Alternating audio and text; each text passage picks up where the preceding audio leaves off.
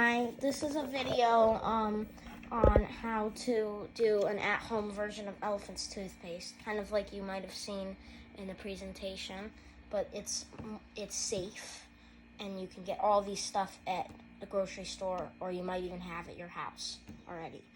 So you're gonna need some water. I used 60 milliliters of water, but it doesn't really matter. Just it's not exact science, but probably if you can kind of eyeball that much water, that's pretty good. Some dry active baker's yeast, some 3% hydrogen peroxide you could probably find in your medicine cupboard, and some Dawn dish soap. That's probably the best because it's already blue and I like blue color. So you can also use some food colors if you want to give it some color. I love to do that. It would just be white without it. And I'm using this scientific Erlenmeyer flask in this measuring beaker. You don't have to use this. I tried it in a water bottle and it worked just fine, and just used a little cup.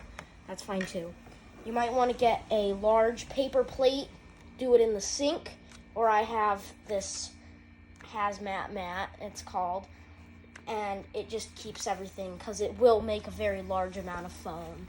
And if you're lucky enough, it might shoot up a little bit, but more than likely not. But if it does, you're pretty lucky.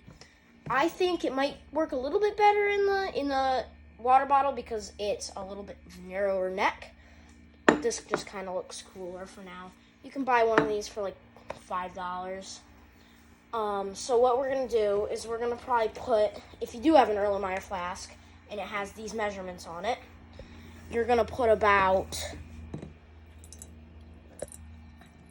100 to 150 mils. That's what that is, a milliliter. I'm probably gonna do 150 milliliters. So you can pretty much play around with this, do what you want. I'm just gonna put a generous squirt of dish soap, because that makes it foamy. The dish soap is a very important part. If you don't have dish soap, you don't get the foam. And now you can do whatever color you want. I'm gonna do probably red.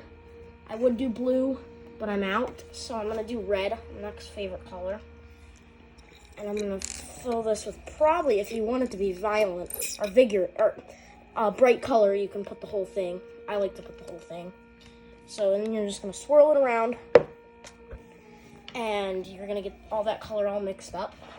And you're gonna use your yeast, and you're gonna put in a generous amount like that. It's not exact science. And you're gonna use something just to stir it up and get everything incorporated. And just let it sit there maybe a little bit, just stir it around maybe just to get it all dissolved. Yeah. And again, it should be a warm, lukewarm water you should be doing this in. And that's the best, just to get your yeast active and awake. Now that looks like about good.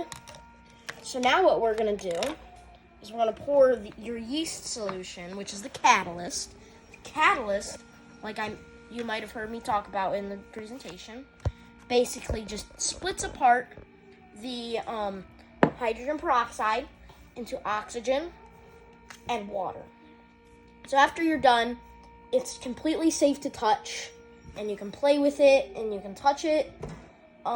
So you're gonna want to put your yeast as quickly as possible inside, and you're gonna see it go up, and it's gonna keep doing that for quite a while. So it's kind of like a volcano if you do red, but it's kind of like, I think it's pretty cool. It gets pretty big. You just got to use a big plate, because if you don't, it's gonna overflow and it's gonna be a mess. So as you can see, it makes a lot of foam.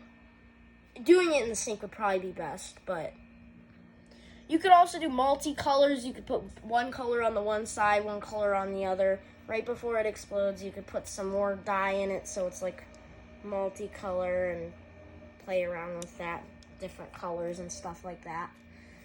Make it look kind of cool, but as you can see, you are going to need a very big plate because it does make a ton of foam. It's almost overflowing this plate. I didn't think it would do that, but it's still going, so it goes for quite a while.